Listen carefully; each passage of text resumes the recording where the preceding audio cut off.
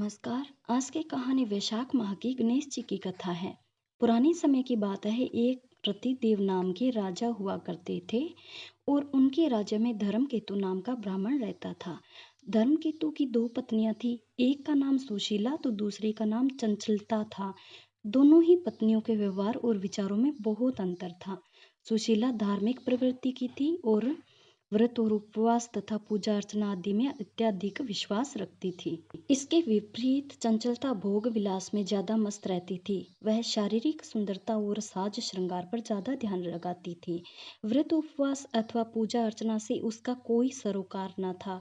कुछ समय बाद धर्मकेतु की दोनों ही पत्नियों को संतान की प्राप्ति हुई। सुशीला ने एक पुत्री को जन्म दिया तो चंचलता को पुत्र रत्न की प्राप्ति हुई।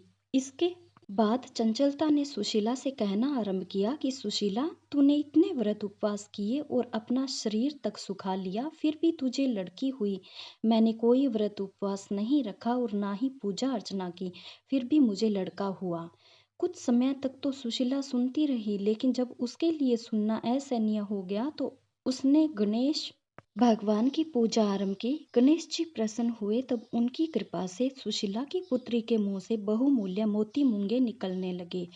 उसने एक रूपवान पुत्र को भी जन्म दिया। सुशीला का बदला भाग्य देकर चंचलता को ईर्ष्या होने लगी और उसने सुशीला की बेटी को कुएं में गिरा दिया। लेकिन सुशीला पर तो गणेश जी की कृपा थी, इसलिए उसकी बेटी का बाल भी बांका नहीं हुआ। भगवान गणेश जी का अपने मन और लगन से व्रत करते हैं और उनकी कहानी सुनते हैं तो उनके सभी मनोरथ पूरे करते हैं। इस तरह ये कहानी वैशाख माह की कथा यहीं संपन्न होती है। धन्यवाद।